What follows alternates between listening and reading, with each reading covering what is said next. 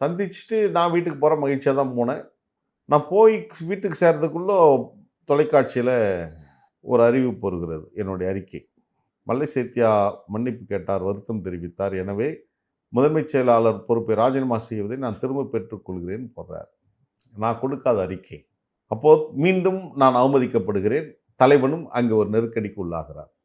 அவர் நெருக்கடிக்குள் இருக்கிறார். அவர் சூழ்நிலை கைதியாக இருக்கிறார் என்பதில் நான் மாறுகருத்து கொள்ளவில்லை. அந்த சமாதானப்படுத்திய நிகழ்ச்சிக்கு பின்னால் உங்களை வீட்டுக்கு அழைத்து பேசியதாக ஒரு பேட்டியில் தெரிவிச்சிருந்தார் துரைவிக்கு. அது நடந்தது இல்லை, அதுக்கப்புறம் அவர் சொன்னார், நான் அறிக்கை கொடுத்தது அவங்களே அறிக்கை கொடுத்துட்டு அப்புறம் என்கிட்ட ஃபோன் பண்ணார். இது மாதிரி வாங்க நம்ம 2 பேரும் பேசுவோம் அப்படின்னாரு. தலைவர் அன்றைக்கி வீட்டில் தான் இருந்தார். ஆனால் அவர் என்கிட்ட சொன்னார், நாம் சந்திப்பது யாருக்கும் தெரியக்கூடாது, தலைவருக்கு கூட தெரியக்கூடாது அப்படின்னாரு. ஆனால் இப்போ எல்லாருக்கும் தெரிய வச்சிருக்கிறார். அவர் தான் எந்த விஷயத்தை எந்த ரகசியத்தை பாதுகாக்கணும்னு சொன்னாரோ அந்த ரகசியத்தை அவரே தான் போட்டு உடைக்கிறாரு.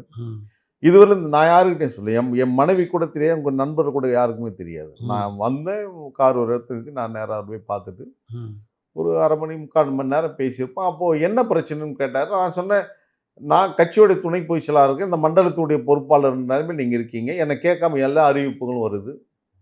என் பக்கத்து வீட்டுக்காரர் நீங்கள் மாவட்ட பொறுப்பாளராக போகிறீங்க, குறைந்தபட்ச நாகரிகம் கருதியாச்சும் நீங்கள் கிட்ட கேட்டிருக்கணும், நீங்கள் கேட்கல. அப்போ நாங்கள் எப்படி இணைந்து பணியாற்ற முடியும்னு நீங்கள் நினைக்கிறீங்க? அதெல்லாம் கேட்டேன், கடுமையான குற்றச்சாட்டுகளை வச்சு.